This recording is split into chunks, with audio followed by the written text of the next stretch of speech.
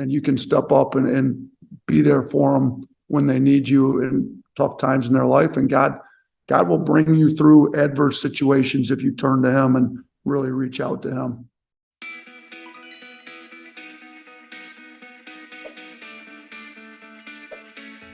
Welcome to Sports Spectrum, keeping Jesus in the sports conversation. Here's your host for today's show, former ESPN producer, Jason Romano. He is Coach Nate Oats with Alabama. Coach Oats, welcome back to Sports Spectrum. How you doing? Doing all right. How you doing? Appreciate you. Yeah, I'm doing well. It's good to see you and good to talk to you. I want to start with simply asking how you're doing, especially since everything that happened on January 15th, the horrific incident. Just how are you doing as a coach, as a person, Nate Oats? How are you?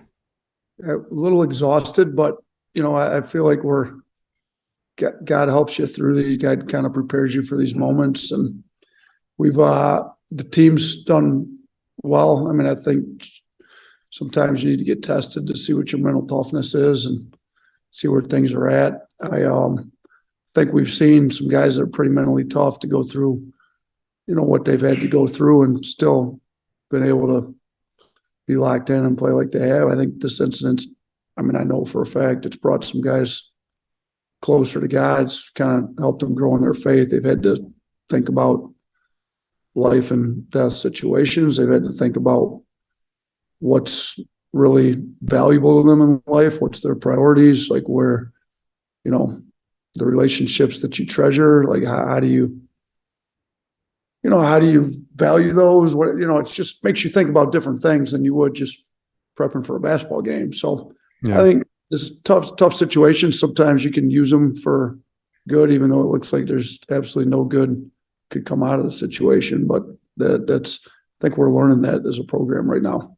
Yeah, earlier this month, or I guess it would have been January, I think it was like the 3rd, there was that Monday night game and the DeMar Hamlin incident, which is completely different from what you guys have gone through. But what I saw was a coach trying to rally a team and understanding that there was something bigger than just playing a football game, right? And for you, I'm guessing in those moments right after, because there's no blueprint for this, Coach. Like I think you react and you hope that you're doing the right thing and you turn to God and you say, okay, help me, Lord, in this moment. But what was that like for you, just kind of immediately after processing what you had heard and then understanding that you're the coach and they're all looking at you to kind of not just deliver news, but to kind of rally the troops?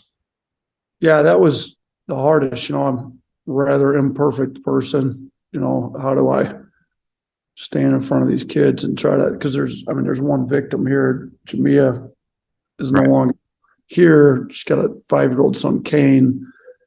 Okay, like it's a big deal, I was a high school teacher for a long time back in Detroit at Romulus. I saw instances where kids grew up without mom and dad and had to really, whole village has to step up. So I want to make sure we understand the gravity of the situation with that. But then we also have a team that's hurting because they've got a brother that's no longer with us, and nobody really saw it coming with them like that. Like this was so, a lot of prayer, reached out to a few people I trusted, what would you say in this instance? Like what, I don't think you're ever feel like you're prepared to handle these things. It's definitely not, like you said, it's not covered in the coaching basketball class back in college. They don't get to these incidents. So, I felt, and then sometimes the less said, the better almost. You can't stand up there and talk forever, but, we've got a really good chaplain, Scotty Hollins. He's been great. He's traveling on the road with us.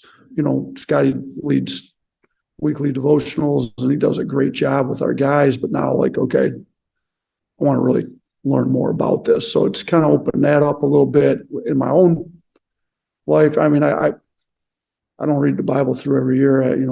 Sad to say, but I haven't. I've done it once. So I started a chronological Bible reading plan this, January. So kind of got into the Joseph, there at the end of Genesis, and he was put in a situation that didn't look like it had any good at all involved with it. And now God really used it for good to help everybody. So, there's just, you just keep going back. You realize how imperfect you are, how much sin there is in your own life, how, God, sometimes you feel like God can't use you, and then he puts you in a situation and you just reach out to him, and it's almost like you don't know what to say, but he's going to give you the words, kind of, you read that in the Bible too, like pray to him and he'll give you the words to say, because on your own, you don't really know what to say at the time, to be honest with you.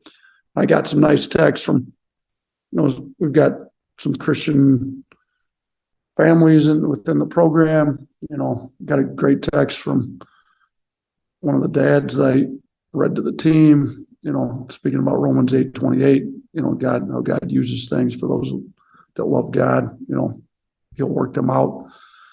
So we're praying he works this situation out to help in ways that we never thought would be able to be helped in that. But a lot of prayer, scripture reading, a lot of kind of getting back to what's really important in life. And look, winning basketball at our level is important. It's your job. Like, Sure. If you don't want stuff, you lose your job. But sometimes you need to be grounded again. Like, it's still a game. It's not life or death. You're using a game to teach character lessons, and we're focused in. We've been fortunate to win 3 games, the only 3 we played since then. But I think our guys realize that's not the most important thing. Like, no, we're going to do it, so let's do it at the best of our ability. I think that's godly and biblical too. If you're going to do something, do it well and do it with all your ability and all your might. So that's what we're going to do. But we also, there's a focus where that's not the most important thing in life, is winning and losing the basketball game and your own personal, basketball play. There's a lot more things, a lot more important in life. Yeah. Nate, did you feel like when something like this happens and you find it out, I always think about, our faith, and it doesn't really get real with God sometimes until we face trials, until we face tragedy, whatever you want to call it. You've been through trials, obviously, in your life. And I remember you were on the show a few years back and talked about your wife and her battle a couple of years ago, I believe, with cancer. Am I right on that? She beat cancer about 7 years ago. So yeah, yes. That's my daughters. That's a trial you have to go through. Yes. Right. So I think our faith gets activated in moments like that in a different way than just the everyday, when things are going well or smooth or whatever. It's not until you face difficult trials where your faith really gets activated. Did you feel like that a little bit when you found out what had happened and kind of then realizing, that you have to kind of right this ship in the best way possible for your team as the head coach? Did you feel like your faith was kind of went into full activation mode?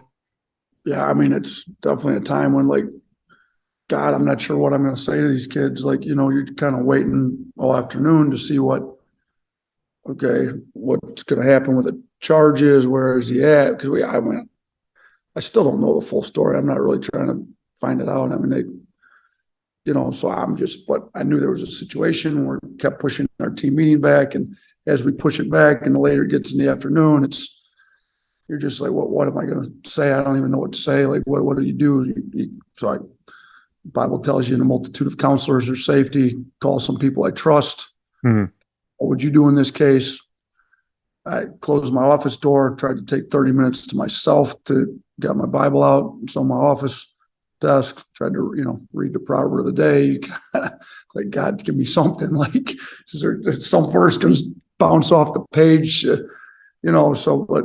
think, Scotty, our chaplain, was at the meeting that night. Our AD was there, the team was there. There was a lot of tears being shed, to be honest with you, because when the news came as to what the charge was, what the gravity of it, the whole situation was looking like different people's lives and families, everything changed within one night. Like, it was, you got a 5-year-old boy without his mother, Kane. Like we need to pray for that family as a program. We've got a family in Darius, and he's got a great mom and dad that got a great relationship with, and I love, and they're great people. And I love Darius. We all make mistakes. I've got plenty of, I make a bunch of mistakes. I'm so far from being perfect. It's, but here Darius made a really serious mistake. Like, so how do we learn from his mistake? How do we continue to love Darius? I mean, this is a kid that I really love. Like, I like having him in the program. I liked having him around. Like, you don't want to dismiss what the mistakes that he made. They weren't good, obviously. But, it's all, you also read in the Bible, those without sin cast the first stone. Like, let's, my God's a God of forgiveness. Like, but again, there's consequences to your actions too. So you kind of got to weigh in this whole thing. We want to show as much love as we can, also realizing we can learn, and there are consequences to your sin and your bad decisions you make in life. And so, but this is a big balancing act too, because this is not a minor incident. Obviously, we all know that. Yeah. He is Nate Oats, and he's joining us here on Sports Spectrum from Alabama. Currently, as we speak, ranked number 2 in the country. And so things are actually going well on the basketball court too. If it's okay, I'd love to just ask you a question, because there's good things happening in this program in Tuscaloosa, Coach. Once you were able to turn the page and kind of press forward, and you played 3 games since then, as you mentioned, as we speak here, it's January 27th for those listening as this gets released. What are some of your thoughts trying to move forward here? Obviously, there's the human aspect of all this too, but from a basketball perspective, I have to imagine you're seeing some good things happening here. Yeah, I mean, we're playing well. I think this was a situation that brought adversity to the program off the floor that now we have to figure out how to deal with. And I've leaned on our veteran leadership. I've talked to guys. Even that night, that first Sunday night, I kind of left it up to the team. I said, we talked, we grieved, we prayed, then I kind of said, well, listen, guys, here's what the plan was. It was supposed to happen much earlier this afternoon. We had to push everything back. All right, you tell me what you guys think you're capable of. Like, I'm not going to be upset. So I think you got to have good leadership. You got to have guys that trust each other. And even that night, they said, Coach, we're not in the mental frame of mind after they met for a little while. Like, look, we're going to take the night to ourselves. And then I said, look, I don't think this is a deal where you should just splinter and go. This is a deal where you guys, I'm good with no basketball. It's definitely not the most important thing going on.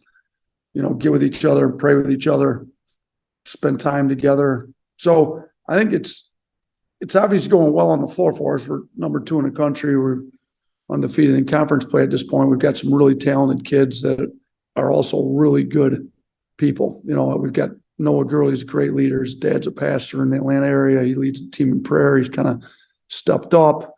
This is, again, kind of Joseph gets thrown in jail. Like God uses him really well. We go through this situation. Yes. It does not look, from the outside, it doesn't look like there's much good can be in this. And there's a lot of bad involved in this situation. We all get that.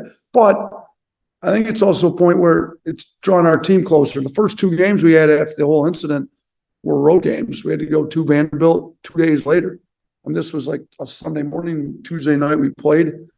So we didn't practice Sunday. We had 1 day practice on the road at Vandy, get to spend some time together, get closer. Then we had to go, on the road again. So, I mean, it's like one of those deals, we're up at Missouri. We never won at Missouri since I've been here. We're 0-3. So we go up, but you spend some time together, played well there. So, no, I think we're getting refocused to basketball, but there's never going to be a point this year where this is not on our minds. Like, we're going to continue to keep Jamia, Kane, her family in prayer. We're going to continue to keep Darius and his family in prayer, because I mean, it's a tough situation either way, but it's a deal where we got to show some character, some mental toughness. We've got basketball games to play.